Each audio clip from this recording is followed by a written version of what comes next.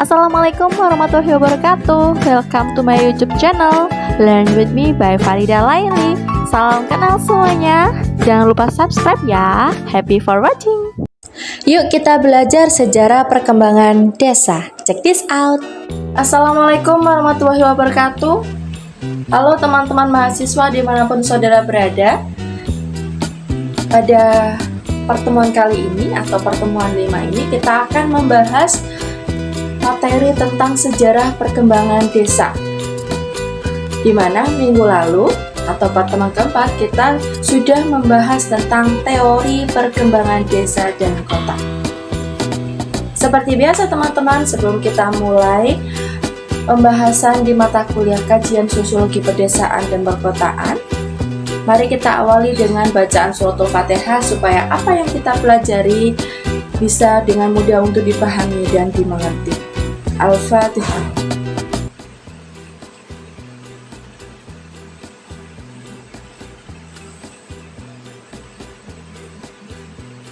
Baik, sesuai dari perencanaan pembelajaran kita, pada pertemuan kelima ini kita sudah masuk pada sub CPMK keempat, di mana akhirnya nanti teman-teman mampu memahami dan menganalisis sejarah perkembangan desa dan interaksi perubahan masyarakat desa.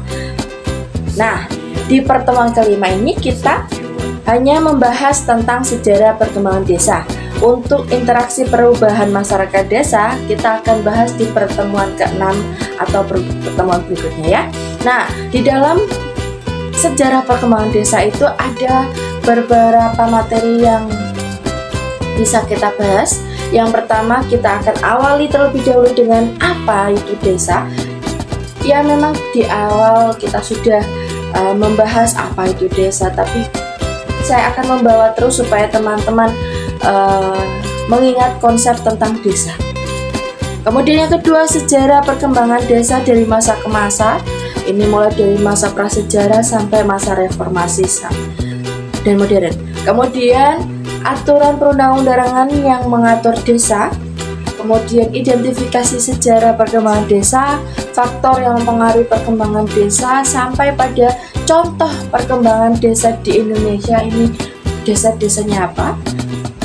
Sebagai contoh saja ya, tentunya banyak sekali desa-desa di Indonesia yang sudah berkembang. Yang terakhir adalah inti materi. Inti materi nanti ada seperti biasa kuncinya apa, inti dari yang kita bahas apa. Oke, kita mulai lagi dengan pengertian desa. Desa, kembali lagi, desa adalah wilayah yang dihuni oleh sekelompok masyarakat dengan sistem kehidupan yang masih sederhana dan memiliki keterikatan erat dengan alam sekitarnya. Desa biasanya memiliki struktur sosial yang lebih tradisional dibandingkan dengan kota dan umumnya bergantung pada sektor pertanian, perikanan, atau kerajinan tangan. Nah, kita masuk pada sejarah perkembangan desa teman-teman. Di masa prasejarah, di mana lebih kurang atau sekitar 10.000 tahun sebelum Masehi sampai 1.500 sebelum Masehi, pada masa itu manusia hidup secara nomaden, berpindah-pindah untuk mencari makanan dengan berburu dan meramu. Nah, di masa prasejarah itulah mereka tinggal dalam kelompok kecil tanpa pemukiman yang tetap. Nah, seiring berkembangnya kemampuan bertani dan domestikasi hewan, manusia mulai menetap dan membangun perkampungan sederhana di sekitar sumber air. Hal itu bisa dibuktikan dari arkeologi seperti temuan pemukiman di lembah Sungai Bengawan Solo menunjukkan bahwa manusia purba mulai mengenal bercocok tanam. Jadi pada masa prasejarah desa itu berada di sepanjang sepanjang lembah Sungai Bengawan Solo. Itu juga masih kita temukan ya, beberapa wilayah di Pantura itu rata-rata ada di lembah Sungai Bengawan Solo. Jadi dari Pantura itu, dari Jawa Timur sampai Jawa Tengah itu terlihat masih sampai sekarang mendekati sumber air. Kemudian kita masuk pada masa peradaban awal dan kerajaan pada periode 1500 sebelum Masehi sampai 1500 Masehi. Di mana di situ ada periode Hindu-Buddha. Di masa periode Hindu-Buddha ini, desa itu mulai berkembang sebagai bagian dari sistem kerajaan. Di masa ini, desa menjadi pusat produksi pertanian dan ekonomi. Struktur sosialnya semakin kompleks dengan adanya kepala desa atau biasa disebut rakai atau wanua.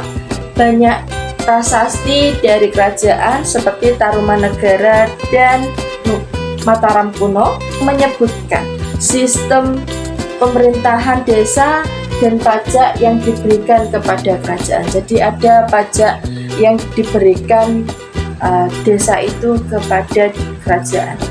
Kemudian di masa periode Islam, penyebaran Islam di Nusantara membawa perubahan dalam sistem desa, di mana banyak desa itu mulai membangun masjid sebagai pusat kegiatan sosial dan pendidikan. Sistem pemerintahan desa juga mengalami pengaruh dari sistem syariah Islam yang lebih terorganisir. Jadi pada masa peradaban awal dan kerajaan itu ada dua periode, kembali lagi ada Hindu-Buddha dan periode Islam. Islam ini adalah awal kali pertama Islam masuk ke wilayah di Indonesia. Kemudian kita masuk pada masa kolonial, di mana di sini ada tiga proses. Dan masa kolonial ini terjadi pada sekitar tahun 1500 Masehi sampai 1945. Ini adalah masa-masa penjajahan ya, di mana pada masa itu ada penjajahan dari Portugis, VOC, dan Belanda. Desa mengalami banyak perubahan akibat kebijakan kolonial. Salah satunya dan salah tiganya adalah yang pertama adalah sistem tanam paksa pada tahun 1830 sampai 1870, di mana desa-desa ini dipaksa menanam tanaman tertentu untuk kepentingan ekspor seperti kopi, teh, dan gula. Kemudian pajak dan administrasi kolonial, di mana pada masa Belanda ini mulai mengatur desa dengan sistem birokrasi modern, yang mana kepala desa dijadikan perpanjangan tangan pemerintah kolonial. Jadi yang menyetorkan pajak, yang nagih-nagih pajak itu kepala desanya untuk diberikan ke koloni Belanda. Kemudian eksploitasi sumber daya dan migrasi. Banyak masyarakat desa dipaksa bekerja di perkebunan atau dipindahkan ke daerah lain dalam program kolonial. Jadi karena mereka ingin menguasai wilayah Indonesia dengan berbagai sumber daya dan sumber yang dimiliki oleh Indonesia itu tadi, akhirnya masyarakatnya itu disuruh pindah, disuruh migrasi. Ketika mereka migrasi, maka wilayah yang dulunya ditinggali itu dikuasai oleh para koloni Belanda pada saat itu. Kita lanjut pada masa kemerdekaan dan Orde Lama. Setelah Indonesia merdeka, jadi masa koloni itu adalah masa yang panjang ya teman-teman. Kita dijajah dengan peristiwa 3 poin, ya, sistem tanam paksa, pajak, administrasi kolonial, hingga eksploitasi sumber daya dan migrasi tadi. Kita sudah masuk pada masa kemerdekaan dan Orde Lama pada tahun 1945 sampai 1966, di mana desa pada masa periode ini mengalami restrukturisasi dalam sistem pemerintahan. Desa menjadi bagian dari administrasi nasional dengan tetap mempertahankan adat dan budaya lokal.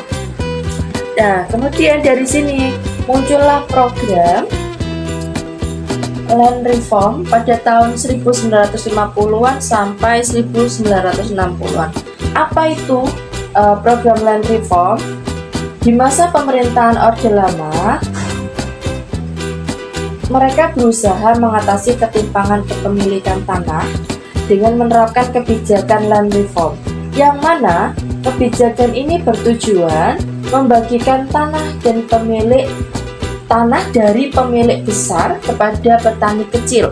Jadi ada pembagian ya antara petani besar dengan petani kecil. Kebijakan ini didasarkan pada Undang-Undang Pokok Agraria atau UUPA Nomor 5 Tahun 1960 yang mengatur batas maksimal kepemilikan tanah dan redistribusi tanah untuk keadilan sosial. Namun pelaksanaannya menghadapi banyak hambatan, termasuk resistensi dari tuan tanah dan ketidakstabilan politik pada masa itu. Kemudian kita masuk pada masa Orde Baru, di mana pemerintah Orde Baru melakukan pembangunan desa melalui program Impres Desa Tertinggal atau IDT dan Revolusi Hijau yang bertujuan meningkatkan hasil pertanian. Namun kebijakan ini juga membawa dampak negatif berupa ketergantungan pada pupuk kimia dan eksploitasi lahan pertanian. Kalau teman-teman bertanya, IDT itu apa? Impres Desa Tertinggal dan Revolusi Hijau itu apa? Ya, Impres Desa Tertinggal atau IDT itu adalah program instruksi Presiden Desa Tertinggal diluncurkan pada tahun 1993 oleh pemerintah Orde Baru untuk mengurangi kesenjangan pembangunan antara desa dan kota, di mana program ini bertujuan meningkatkan kesejahteraan masyarakat desa tertinggal melalui bantuan dana. Jadi bantuan dana ini berupa dana langsung kepada desa yang dikategorikan miskin. Dana tersebut digunakan untuk pengembangan ekonomi lokal, pembangunan infrastruktur dasar, serta peningkatan kapasitas sumber daya manusia. Meski program ini berhasil meningkatkan perekonomian beberapa desa, pelaksanaannya sering mengalami kendala seperti kurangnya pengawasan, penyalahgunaan dana, dan ketimpangan distribusi.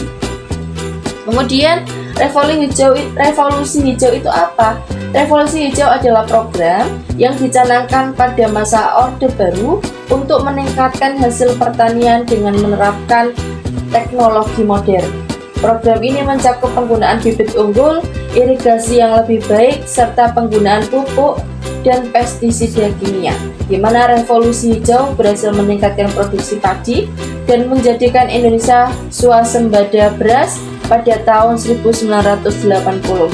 Namun, dampak negatifnya adalah menurunnya kesuburan tanah akibat ketergantungan pada pupuk kimia, serta berkurangnya keanekaragaman hayati pertanian akibat penggunaan varietas unggul serta secara masif. Jadi, itu adalah gambaran apa-apa saja tentang Impres Desa Tertinggal dan Revolusi Hijau. Kemudian ada masa reformasi atau masa terakhir kita, masa reformasi dan modern pada tahun 1998 sampai sekarang, di mana desa ini mendapatkan lebih banyak otonomi melalui Undang-Undang Desa Nomor 6 Tahun 2014 yang memberikan hak kepada desa untuk mengatur keuangan dan pembangunannya sendiri. Nah, mulai dari sinilah desa-desa itu mulai berkembang dengan desa wisata, desa mandiri, dan desa digital dengan dukungan teknologi. Jadi yang mulanya desa itu masih membangun dan menetap sederhana di sekitar sumber air, kemudian periode Hindu-Buddha Islam masuk, kemudian ada masa koloni, kemudian merdeka, adanya program reform, kemudian ada program lagi Impres Desa Tertinggal dan Revolusi Hijau, sampai pada masa reformasi dan modern seperti saat ini. Desa mulai berkembang dengan bantuan dana desa dari pemerintah pusat. Kita beralih pada aturan perundang-undangan tentang desa ya.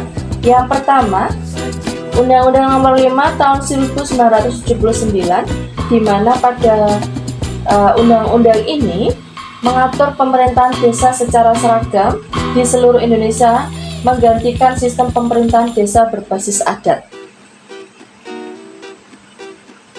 Kalau kita lihat teman-teman, dari masa periode ini 1979 itu masuk pada masa Orde Baru.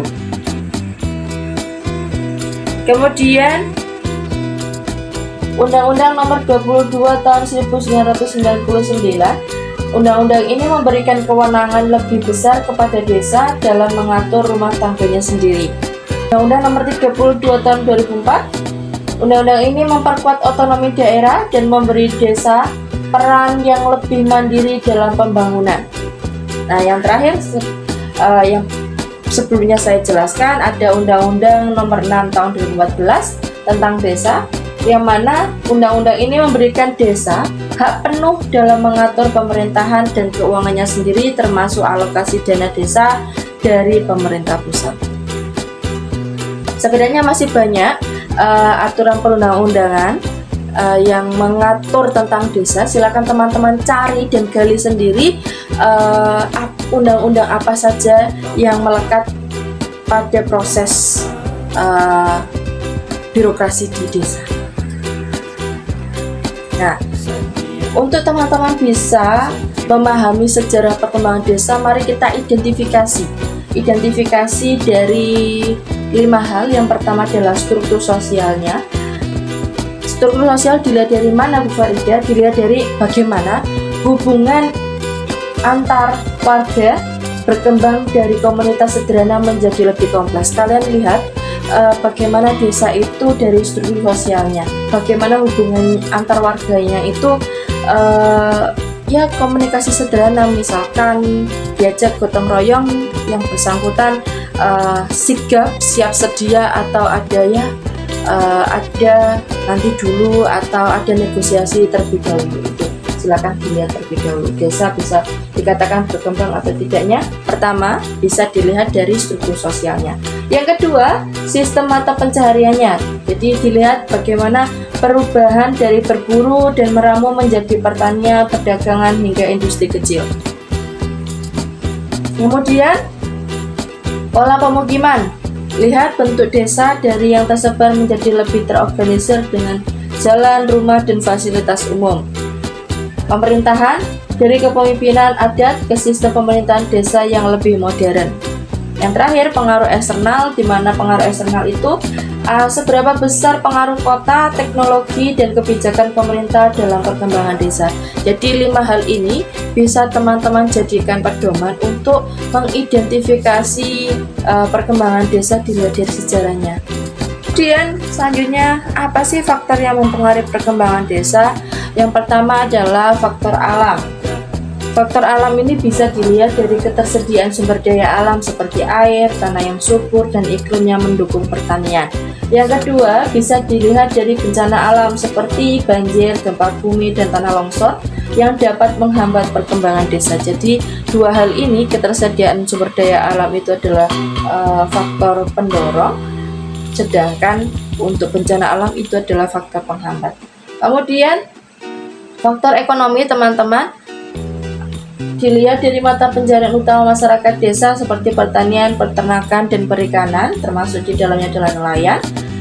Yang kedua, infrastruktur ekonomi seperti pasar, akses transportasi, dan jaringan perdagangan yang mempengaruhi kesejahteraan desa.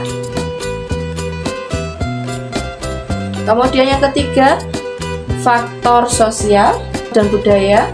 Faktor sosial dan budaya di mana ada adat, istiadat, dan budaya lokal yang tetap dijaga atau berubah seiring perkembangan zaman.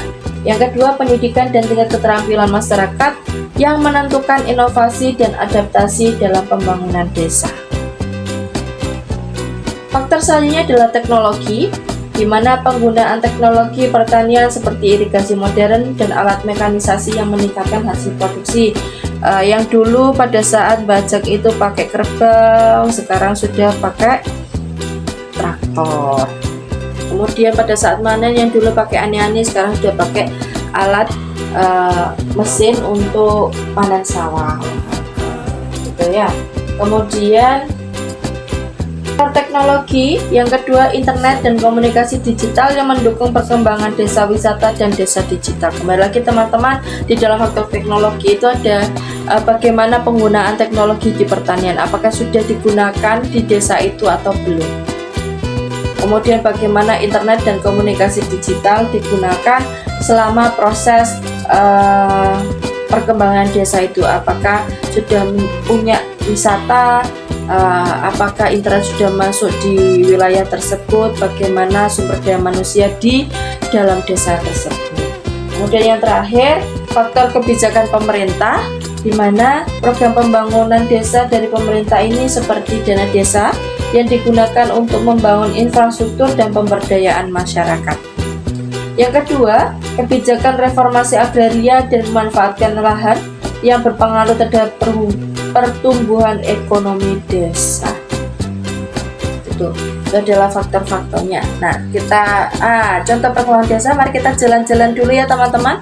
Kita jalan-jalan pertama ke Desa Panglipuran, Bali, di mana desa ini adalah desa terbersih di dunia. Desa ini berkembang dengan mempertahankan nilai tradisional serta menerapkan konsep wisata berbasis budaya. Penduduknya menjaga adat istiadat dengan mempertahankan tata letak rumah tradisional dan kebersihan lingkungan. Jadi, banyak sekali orang, baik wisatawan asing maupun wisatawan lokal itu berkunjung sebagai wisatawan di desa ini, menjadikan ekonomi masyarakat desa ikut berkembang melalui sektor pariwisata dan industri kreatif seperti kerajinan tangan dan kuliner lokal. Apakah teman-teman sudah pernah ke sini? Kalau belum, ini adalah destinasi yang menarik untuk kita bisa pelajari bagaimana sih cara mereka mempertahankan sebuah desa itu menjadi desa terbersih di dunia. Kemudian yang kedua, kita mari jalan-jalan ke Yogyakarta di Desa Ngelanggeran, di mana ini adalah wisata berbasis alam. Dulunya Desa Ngelanggeran ini hanya mengandalkan sektor pertanian dengan hasil ekonomi yang rendah. Namun dengan perkembangan wisata berbasis alam seperti Gunung Api Purba Ngelanggeran dan Embung Ngelanggeran, desa ini mulai berkembang pesat, di mana pemerintah desa bekerja sama dengan masyarakat dalam mengelola destinasi wisata sehingga memberikan dampak positif bagi perekonomian desa. Pendapatan masyarakat meningkat, banyak homestay bermunculan serta lapangan kerja baru terbuka bagi penduduk lokal. Nah, kemudian ada Desa Ponggok di Jawa Tengah, di mana desa ini mengelola sumber daya air. Dulu, Desa Ponggok mengalami kesulitan ekonomi dan angka pengangguran yang tinggi. Namun desa ini mulai bangkit setelah mengelola sumber daya air secara optimal. Umbul Ponggok, sebuah mata air alami, dikembangkan menjadi objek wisata air yang menawarkan snorkeling dan fotografi bawah air. Dengan pengelolaan dana desa yang baik, desa ini mampu meningkatkan pendapatan dan memberikan kesejahteraan bagi masyarakatnya. Kini, Desa Ponggok dikenal sebagai salah satu desa mandiri yang sukses dalam pemanfaatan sumber daya alamnya. Ini ada gambarnya, begitu indahnya. Kemudian yang selanjutnya adalah Desa Pujon Kidul Malang. Kita sudah mulai ke Jawa Timur ya. Desa Pujon Kidul ini awalnya merupakan desa agraris dengan sektor pertanian sebagai mata pencarian utama. Namun, dengan perkembangan konsep agrowisata, desa ini berhasil menarik banyak wisatawan. Salah satunya adalah Kafe Sawah, menjadi ikon utama desa ini, menawarkan pengalaman bersantap di tengah persawahan yang indah. Selain itu, desa ini juga mengembangkan wisata peternakan, outbound, dan edukasi pertanian. Dampak positifnya adalah meningkatnya pendapatan masyarakat, terbukanya lapangan kerja baru, dan berkembangnya infrastruktur desa. Nah, kita masuk ke Desa Ranupani Lumajang, di mana wisata berbasis alam. Terletak di kawasan Taman Nasional Bromo Tengger, Semeru, desa ini berkembang sebagai pusat wisata pegunungan dan konservasi lingkungan. Selain sebagai titik awal pendakian Gunung Semeru, desa ini juga aktif dalam program ekowisata dan pelestarian budaya suku Tengger. Nah, yang terakhir, ini di wilayah kita teman-teman, Desa Wonocolo, Bojonegoro, desa wisata berbasis minyak bumi tradisional, di mana Desa Wonocolo ini dikenal sebagai Teksasnya Indonesia. Desa ini memiliki sumur minyak tua peninggalan Belanda yang masih dikelola secara tradisional oleh masyarakat. Pemerintah setempat mengembangkan desa ini sebagai destinasi wisata edukasi tentang sejarah perminyakan yang berdampak pada peningkatan ekonomi masyarakat melalui sektor pariwisata dan UMKM lokal. Tentu bukan hanya ini, hanya sekedar contoh ya teman-teman. di lingkungan teman-teman pasti ada. Nah, silahkan teman-teman explore lebih banyak bagaimana desa di tempat teman-teman itu menjadi desa berkembang. Jangan pernah minder dengan tanah kelahiran kalian. Kalian harus bangga dari mana kalian berasal. Nah, inti dari materi pertemuan kelima ini adalah desa itu tidak hanya menjadi tempat tinggal, tetapi juga bagian penting dalam sistem sosial dan ekonomi suatu negara ya. Perkembangannya dipengaruhi oleh faktor internal dan eksternal, serta didukung oleh kebijakan dan inovasi masyarakatnya sendiri. Dengan perkembangan zaman, desa semakin beradaptasi dan menjadi pusat pertumbuhan baru yang tidak kalah dengan perkotaan. Namun, perlu adanya keseimbangan agar perkembangan desa tetap berkelanjutan tanpa merusak lingkungan atau budaya lokal. Itu materi kita pada pertemuan hari ini atau pertemuan kelima ini. Sebagai bahan evaluasi, silakan teman-teman membuat pertanyaan pilihan ganda dengan opsi A, B, C, D dari materi pada pertemuan 5 ini, di mana pertanyaan-pertanyaan di pilihan ganda tersebut silakan dijawab sendiri. Jumlahnya ada 10, silakan dikumpulkan hari Minggu tanggal 23 Maret 2025. Deadline-nya pukul 10 pagi. Silakan dikirim tugasnya di link Google Form mata kuliah ini pada folder tugas kelas teman-teman. Ya, saya ulangi lagi sebagai bahan evaluasi, silakan teman-teman membuat pertanyaan pilihan ganda yang dijawab sendiri dengan opsi A, B, C, D. Jumlah soalnya 10. Materinya berasal dari mana? Berasal dari kelima pada kesempatan ini. Dikumpulkan Minggu 23 Maret 2025 pukul 10 pagi waktu Indonesia Barat. Oke, semoga bermanfaat. Seperti biasa, jangan lupa like, share, komen, dan subscribe channel YouTube Learn With Me by Farida Laili. Sampai jumpa di video selanjutnya. Wassalamualaikum warahmatullahi wabarakatuh.